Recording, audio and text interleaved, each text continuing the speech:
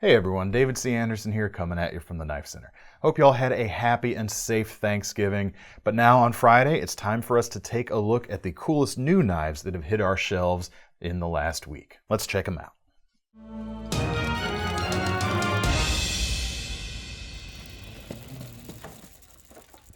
All right, before I get into the knives, just a quick and very hearty thank you to everyone who's subscribed to this channel. I know we've been asking you a lot lately in the last few videos, but that's only because we're trying to hit 100,000 subscribers by the end of the year. It would really make our day if we could hit that. It would be a really cool milestone for us to reach. So that's why I'm bugging you. Once we get past the new year, we'll go back to our regularly scheduled non-PBS Pledge Drive versions of these videos. But if you haven't already, would really appreciate it if you could subscribe to the channel if you enjoy our content, and let us know down in the comments. Well, you don't have to let us know down in the comments. Just subscribe if you could. Would really appreciate it. All right, if we weren't before, we definitely are now into the official holiday season. So with that in mind, I'm gonna show a couple things first off that are sort of limited edition in nature. A few like extra special things to kick off the official start of the holidays, which we're just gonna say is today, that's the official start. First one is from MKM. It's a new limited edition version of their Flame Flipper, which is a really cool flipper, recently introduced, has been very popular, and they're doing this this limited edition to celebrate the 60th anniversary of their consortium, the company, or the group, I should say, behind MKM, which is the Maniago knife makers, which of course includes a bunch of the big guys in Maniago, Italy: Lion Steel, Mercury, Viper, and I'm forgetting some, but I'm forgetting the other big one. Apologies to the other big one over there. But they put these knives together under the MKM brand, and they're releasing these, like I said, 60th anniversary versions of the Flame, limited to 60 pieces each in their drop point version and in the dagger profile version, so you can get either one. Comes with a box here, as you can see. I'll show you that in a minute, but it's pretty much the same as the other MKM commemorative boxes you may have seen already. But let's talk about the knife. Just a really cool, classy, slim gentleman's knife going on here. These come in just under 400 bucks right now. And in terms of a classy little executive knife, this is definitely one of my favorite designs. Ever since the original that this was based on came out, which is Michael Zieba's MS3, which has been a staple of my gentlemanly rotation since it came out. Blade here is just under 3 inches, about 2.83, and you've got a Bifrost Damasteel blade going on here. And if you're not familiar, Damasteel, they craft their products not just for the good looks of that Damascus steel vibe, but it's a powder metallurgy steel, and they design it for some good edge retention as well. So you've got brawn and brains here if you want to make that comparison. This is the dagger point, but like I said, there is this is the drop point, but there is the dagger profile also available in this configuration. The handles are a carbon fiber. It's a raindrop gold carbon fiber, but it almost looks like a cross cut in terms of the way they did it. You can actually see more of the top weave here on the edges, where this is the sides of the knife are essentially like the sides of the carbon fiber. So you get almost a wood grain, or a carbon fiber grain actually going on, and you get those flecks of metal in there that look just really, really cool. You got some gold accents here to pick up on that little coloration, and on the back, titanium frame lock flipper, as you would expect from this knife, and it's got a little bit of a hint of color as well, again, to pop that out a little bit. These knives fold up nice and narrow. There's only just a very little hint of the spine of the blade showing right here, but otherwise it's completely enveloped. You've just got that flipper tab there that pops that blade out quite nicely. Ball bearing pivot, of course. Really cool little design. Now, as for the box here, I really like the way they do these, and the way they make these all the same between all their limited edition knives, so you can really display these together if you like. You got a certificate in there, of course, but there's two parts with magnets on this box right here, and you can use it in a couple different ways. You can actually use the lid of it as a sort of valet tray, pop this guy on top, and you can actually display your knife in the open position because there's another little magnet right there. It's not a super strong hold, so keep that in mind, but it will do it. In addition to that, you can also flip this base around and you can set it up in sort of a tented formation. So looks good there, the magnet's gonna hold it, and especially if you've got a bunch of other ones in the collection or a bunch of other MKMs, it's gonna look right at home in the collection. You can see right here, also the box is numbered. This is number 33 out of 60, and that matches the blade as well. Just a really nice consideration for a total package. Really cool, I really like them a lot. All right, next up is a limited edition of another very popular knife from this year, the Kitefin. And there's two versions of these, both coming in just under 200. We've got the version right here has a shred carbon fiber handle, and the other version has a gold shred carbon fiber handle. Did I say copper? It's a copper shred on this one, and gold shred on the other. They're both shred. But a really nice looking handle on this knife. They've also upgraded the blade steel over the base models up to a CPM 20 CV here. Really nice kind of aquiline drop point profile going on. Nice high hollow grind. The edges are very thin. Great little EDC blade shape going on. A little bit over 3 inches, about 3 1/4. It's going to work very well for most needs.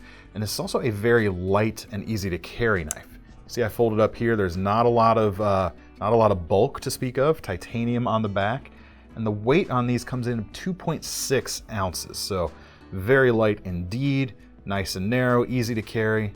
Flips really well. Also, ball bearings in the pivot, of course. And in terms of handle length, I've got slightly larger than average hands. I can still get all 4 of my fingers on that handle. And then you've even got that finger choil there right in front of it to get up there and get a little bit finer control. This very friendly and slicey looking blade. The blade stock itself is not super thin, but because of that edge geometry of that hollow grind, the cutting geometry is actually going to be quite good. We've also got a deep carry pocket clip here, single side only, and it's a flamed clip as well, which is another nice little touch, and kind of offsets nicely from the shred carbon fiber on the front. And then you've got a little stonewash texture on the titanium on the back there as well. But just the whole Kitefin series in general has been exceptionally popular. They've been flying off our shelves when we do get them in, so I'm sure these aren't going to last too much longer. Hopefully with both of these limited editions, we are filming this video earlier in the week than you're seeing it, so I hope we still have these in stock when this posts. If not, I do apologize. All right, next up we've got another WE knife, and I'm actually going to show you the back first, and you'll see why in a second. This is the Black Void Opus from Justin Lundquist and WE Knife Company. It's a nice design. There's a simplicity to the shape here. Actually kind of almost a scaled up, similar vibe as that MKM Flame there, just a little bit. Now price on these is just over $225, and for that you get a titanium frame, carbon fiber inlays there on both sides, milled pocket clip as well, liner lock, and the blade just under 3 inches, and it's CPM 20 CV as well, so really nice edge retention. But if you'll notice on the back side here, there's no grind. It's because this is a chisel ground folder, not something you see too often in the everyday carry arena. It's usually more of a specialized grind. But with that, you're gonna get very precise cuts on the side of this, the flat section of the chisel grind here when you're coming down on things. Some folks are really gonna appreciate that. And the fact that WE Knife is putting something out like this that's not necessarily the broadest appeal, something cool for the enthusiasts out there to get a feel for a new knife grind that you typically don't see. Outside of kitchen knives usually is where I usually associate this type of grind with. But it's done really nicely. You do have a swedge here on the back of the spine, not on the front, for a little bit of visual interest back there, and that's also going to relieve a point of drag if you happen to come out this way after you're cutting through your item. But it's also a front flipper. There you go, folds up really nice. It's got a cool, almost symmetrical shape when it's folded up. The blade the spine of the blade kind of echoes the back of the handle there pretty nicely. I've also found this one an easy to actuate front flipper. Usually I tend to have some trouble with some front flippers out there. This one is just right. And maybe it's because of the ball bearings, maybe it's because the nature of the arc there, but I'm able to get some good leverage. That's the first time I didn't actually pop out when I did it, proving me wrong. But it works pretty well, and it's just a really cool knife design overall. A lot of visual appeal despite the quote-unquote simple shape, and some good performance and a really cool grind to check out. All right, next we're gonna jump from WE to CIVIVI, which of course is the budget sister brand to WE Knife Company. And we're gonna start with a fixed blade this time, actually. This is the M2 backup fixed blade. Comes in just under 56 bucks. And if you couldn't tell just by looking at it, yes, this is a very hunting-centric type of profile. It's kind of a, the blade reminds me a little bit of a Loveless style drop point, or at least that school of thought, but the handle goes in a completely different direction from those knives. Not just aesthetically, but in actual direction as well. A Loveless drop point, the handle will typically arc down a little bit. This handle actually kicks back up. So if I hold the handle straight in the way you'd be actually holding this knife, you can see the blade itself kind of trails up a little bit, which is going to let you put the belly on here to really efficient use for that skinning, or those skinning tasks and longer slicing cuts. You can get your fingertip out there nice and easy, do those long sweeps. It's just gonna work quite nicely. Blade steel is D2. Again, we've got a deep hollow grind, similar to that Kitefin, but it's thicker stock to start with, so it's technically an even deeper hollow grind. But they still do a good job of keeping the edge nice and thin. They always tend to do a very good job with that across the board, and on a knife like this especially, that's appreciated. D2 steel, just over 3 inches. What more do you want? It's just a simple drop point hunter type of blade shape. It's gonna work very well, time proven indeed. Now the handles are G10, couple different colors, and one of the things you'll notice is you don't actually see any attachment hardware, because all of the retention on this is coming from inside the on the inside next to the tang. Basically, I'm assuming they're epoxied on. We actually don't have that information listed, but at this price point, I don't know. Well, I take that back. There may be some hidden pins in there as well, but it certainly feels really solid. There's no wiggle going on. It's just, yeah, feels solid. What can I say? There's plenty of length on that handle too. As you can see there, I already told you the size of my hands, and I've still got plenty of length there. Even if I was wearing a pair of winter gloves or work gloves out there in the field to use this knife, I'd still have plenty of room there. And the retention's quite good because of those finger grooves there at the front. You get a little bit of a finger guard as a result, and just some positive traction, both when you're going in and going out of your prey.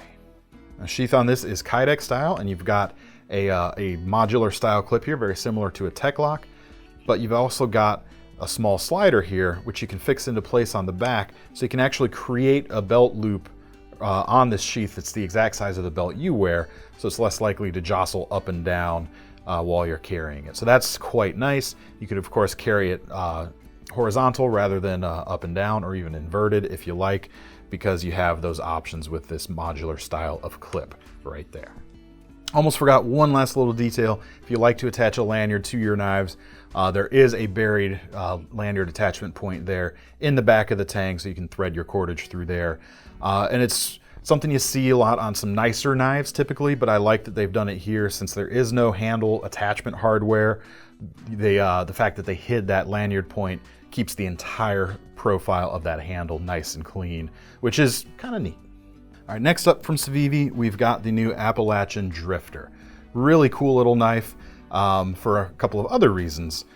First, I'll start with the, well, I'll tell you why it's cool, first of all. First off, it's a double detent style of non-locking knife, and it's also a flipper. So you can actually front flipper this too, but I won't because I suck at that. So I'll use my index finger, and it flips open quite nicely. Now, at least when it comes to production companies, this is the second group out there that I think have really used this mechanism or combined this style of double detent system with a flipper. The first, of course, being ArtisanCutlery with our exclusive small Arroyos, which you get that flipping action open and closed. Now you can get it from CIVIVI as well with this cool little knife. Of course, this is based on their Rustic Gent, which was a more traditional slip joint, but with this kind of similar profile, and that came with a pocket sheath. This one, however, comes with a deep carry pocket clip built right into the knife.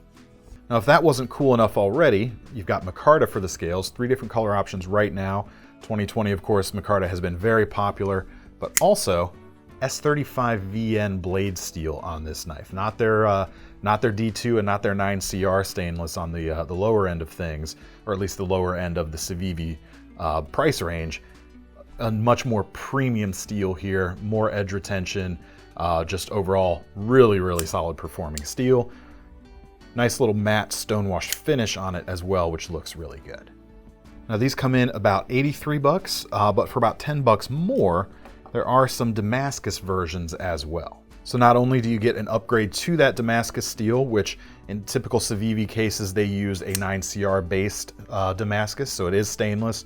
Now this is not gonna have an edge that lasts as long as that S35VN, but roughly it should see you performance similar to something like 440C. So pretty decent overall, even though it's not a powder metallurgy steel. In addition to that, there's some carbon fiber, kind of a crazy looking carbon fiber material for the handles. 3 different colors available right now. This is the gray G10 and rose carbon fiber. So you get those different layers. And there is just a hint of a rose coloration in some lights, but it's very subtle. In fact, I saw it earlier, but I can't see it now. So what does that tell you? But it still looks pretty cool, even taken for what it is. Now these blades also have a hollow grind, nice thin edges, same deal. It's gonna cut very nicely. You've got a lot of tip there to work with.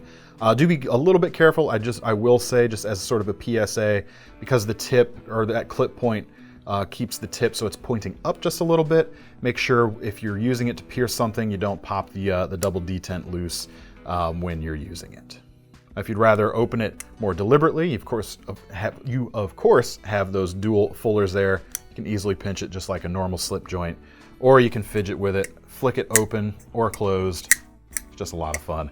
And a cool usable pattern as well. All right, for something with similar vibes, but with a lock, we have a new knife from Reate. This is the Jack Chen Tribute front flipper. Comes in, they start at about $262, and the materials are a bit more top shelf, as you would hope for that price difference between these couple of knives. And being a Reate, they are put together exceptionally well also. Blade steel about 2 3/4. We've got M390. Handles, we've got zirconium bolsters with a carbon fiber, or with carbon fiber inlays on both sides, I should say. It's a nice, simple, and classy profile overall as well. It's gonna make a great gentleman's knife. And technically you would probably call this a liner lock, but it's really thick liners. It's almost some frame lock levels of lockup, almost, but maybe not quite. Now it is a front flipper, like I mentioned earlier, and as you can clearly see. And again, with this style of ramp, this kind of curvature over to the top side just a little bit, I find very easy to actuate, and it feels very satisfying to do so. There's a couple different blade finishes. You've got a frosted finish, which is kind of a really fine matte finish, as well as the horizontal satin that you see right here, which I really like. There's also a KnifeCenter exclusive version, which I should have grabbed for this video, but for some reason I didn't, with a green fat carbon scale instead of the standard carbon fiber. If we have any of those in stock still next week, I'll make sure to give you guys a look here. All right, keeping the classy train going, we've got some new folders from Case Knives. This is the Deep Canyon Light Purple Bone handle covers, and we have this on a few different patterns. The one I have right here is the gun stock. Comes in about 67 bucks, and for that you get 2 blades going on. Of course, you've got your main spear point blade as well as a smaller pen blade, both in cases stainless steel, and both with a long pull for accessing the blade, which I really appreciate. I like that. It's got a real classy and cool look to it. But of course, the main selling point on these is the really cool bone going on here. It's jigged. It's got a bit of purple dye that hits in certain places, whereas the natural bone comes out in a few others. And of course, each one's gonna be a little bit different as a result. You can see here the backside of this one is a little bit darker in spots. Looks really cool. It's a very nice color to look at. And of course, with that jigging pattern going on, it's gonna give you some extra grip as well.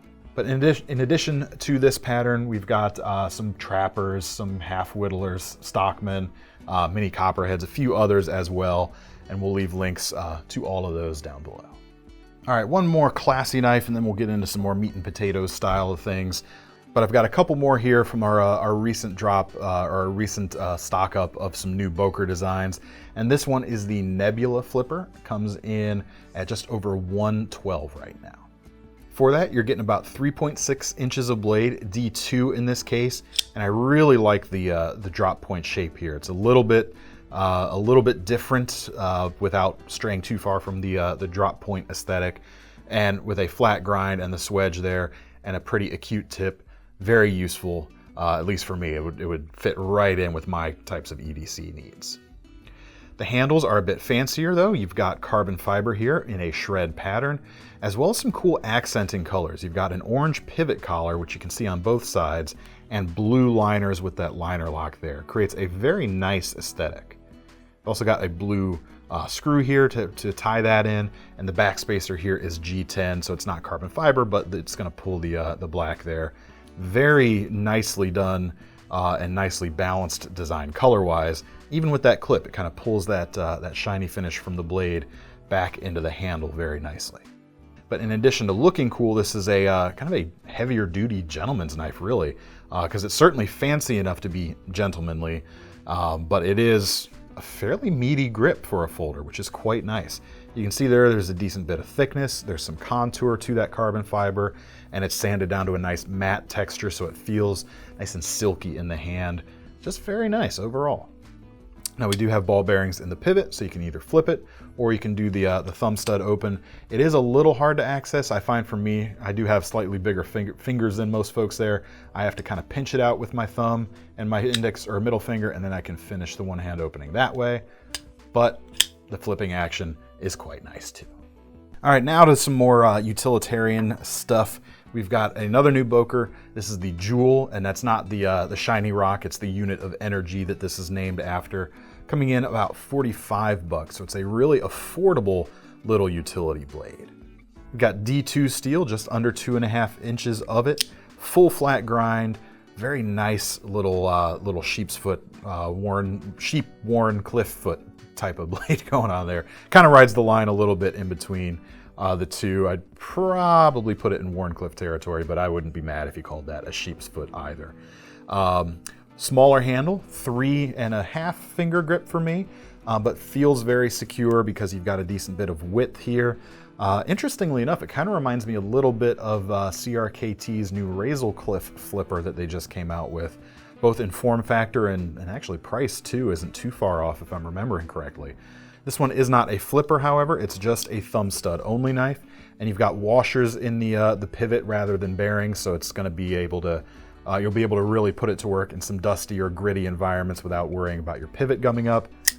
And it still has really good action, even though you don't have ball bearings in here. You can see it's got dual thumb studs there, and I was able to flick it out very, very easily. Black G10 on the front, black G10 backspacer, stainless steel frame lock, and a nice deep carry pocket clip on the back to round things out. Now, in addition to the just the utility work, this would make a great box cutter. There's something about this that actually feels a little bit tactical too. Maybe it's to do with the angle of the blade coming down, but you could certainly put this through its paces in that kind of arena if that's all you got, and if you need something with a small blade like this that you pretty much take anywhere. All right, let's keep the small Warncliffe folder train going with a new from Bestech. This is the Delta flipper. Comes in just over $185, and as you can see, it is a bit more premium looking, and the materials hold up to that as well. S35 VN for the blade, more definitive Warncliffe profile here. Nice thin edge, flat grind. Now, blade length is just a little bit longer than that Joule, but it still does come in just under 2.5 inches. As you can see there, you get a lot more edge, or maybe not a lot, but a bit more edge with the Bestech. But that Boker is actually going to give you more handle length. Like I said, I've got a 3.5 finger grip on that Boker. This Bestech is definitively, for me, a 3 finger gripped knife. You can still get a pretty good hold on it, but I can get an even better hold on that Boker. This knife, however, is a flipper, so it has more fun, perhaps, to open the blade. And this is another one that I think folds up really nicely. It's got some cool lines going on. You can also see there we've got a nice oversized pivot, as well as, I guess you could call that the lanyard hole at the back. It's essentially the same hardware. You've got a hex bit interface on the front and a large flathead on the back, which looks pretty cool. You can also see there we've got that milled titanium pocket clip, frame lock, nice flipping action. This up here, This little cutout in the spine is, I don't think, functional. It doesn't have any crisp edges or anything, so you wouldn't really be able to scrape with it. I think it's more just to look cool, and look cool it does. All right, one more Wharncliffe. This one is a fixed blade, and ArtisanCutlery is the maker this time. This is the Sea Snake. Comes in at just 40 bucks, and it's actually a really compelling package for that amount of money. Blade from tip back to the scales, a little bit over 3 inches. Nice full flat grind, thin enough blade stock, so not only do you have a very acute tip, you got some good slicing profile, or slicing geometry as well. Great small everyday utility knife. The handle's not super bulky, about 3.5 fingers for me on this one as well, but you do also have that choil here in front where you can choke up for some of the finer work as you need to. Probably the most exciting thing about this knife, especially at this price, is the steel. They're using their new budget-oriented powder metallurgy steel, which how often can you say you can get a $40 knife with a powder metallurgy steel blade? AR RPM 9 is what they call it. RPM 9 for short, AR ArtisanCutlery. But it's a really nice little steel. I've been testing it out on one of their Ria folders for a little while, and what they claim is edge retention on par with D2, but it's going to be both easier to sharpen than D2 and stainless as well. It's a really good cross section of characteristics, especially on this knife coming in at that $40 price point. But great for opening or breaking down boxes, great for opening packages, anything where you need that aggressive tip is going to work very well, scoring on a surface. Plus it does come with a nice, in this case, color matching Kydex sheath. Now this is not set up for belt carry out of the box. This does come with a breakaway ball chain, so this is set up as a neck knife, and it's certainly lightweight enough. It's only, with the sheath, just a hair over 3 ounces, so it's not going to weigh you down.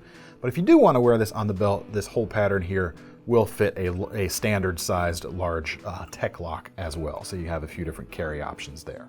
But really cool little design with a really cool steel especially for the money.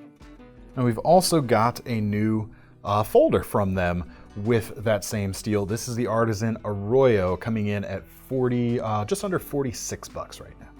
As you can see, we've got a really cool trailing point profile going on here, about 3.3 inches of blade. Nice thin blade stock, nice high flat grind. Gonna be a really good slicer. And the design overall just works very well for those slicing needs. This is actually a Dirk Pinkerton design, and you can tell he really knew what he was doing. Of course, you guys don't need me to tell you that Dirk Pinkerton knows what's up, but this is certainly a reinforcement of that. The handle's going to angle the blade down a little bit so you can really engage the entire length of this upswept edge as you move through a cut, which is really nice. And I even like what they did with the jimping here. Rather than a traditional filed type of jimping or even a wave cut out, they've actually given some small half circles on either side of the spine to create a pretty cool look. Now, there's a few different colors. We've got some G10s and micartas. This one is the translucent green G10 or the jade G10. The micarta is a little bit more expensive. Deep carry pocket clip, which is reversible. Liner lock, ball bearings in the pivot, and a flipper. Actually, when it's closed up there, that whole blade hides in there quite nicely. Flips quite nicely too. Really cool little design, especially, again, really exciting steel for just 46 bucks. All right, lastly, a couple of Swiss Army knife, or not quite lastly, second to lastly, we've got a couple of Swiss Army knife accessories from a new brand for us here at the KnifeCenter called MetonBoss. And in addition to these Swiss Army knife scales, they've actually got some really cool superconductor beads as well. But just check these out here. This is just 2 of the huge sampling, or this is just a small sample, 2 of the wide variety of scale sets we have from them right now in a few different sizes. These are both the 91mm sized Swiss Army knife, but we've got copper coming in just over 90 or just under 100. And this other version here is a titanium with a really cool pattern going on, coming in about 140. They've also got some plainer titaniums without the extra engraving if you want something a little more plain or a little more discreet, should we say. But the other thing that's really nice about both of these scale sets, in addition to just them looking fantastic, is they've even included the slots for the toothpick and tweezers on these, which I've seen aftermarket Swiss Army knife handle scales that leave those out because it does require a little bit more machining. there on the underside, as you can see, but definitely appreciate it so you're not giving up that bit of utility in order to get these really cool Swiss Army knife scales. And now finally, I've got one more thing. We've got a new Valet tray here from RMJ that's milled out of a single billet of titanium. Very solid feeling piece right here. Obviously you don't need a tray to be overbuilt, but if RMJ is going to build a tray, you better believe they're going to overbuild it. And there's just something really satisfying about holding this right now. Now these come in at $195. They are milled in the US. There's a fair bit of time and probably materials a little bit too in a big thing like this. And you've got the Angry Steve there in the middle. Some nice little ball points here for a little bit of an accent. But if you're looking for something cool, either for yourself or as a gift this year, something really neat to leave all your gear stashed in when you go to bed at night right there. All right, that's all I've got time to show you today. If you haven't already, make sure you check out our Black Friday deals going on. We'll make sure to leave links to those down in the description, and we'll also leave links to all of these knives if you want to get your hands on any of them. While you're over there at the Knife Center, make sure you sign up for our Knife Rewards program, because if you're gonna buy one of these knives, either for yourself or someone else this year, you might as well earn some free money to spend on your next one. I'm David C. Anderson from the Knife Center signing off. Don't forget to subscribe if you haven't already. Again, would love to hit that 100,000 mark before the end of the year. Thanks everyone. Happy holidays.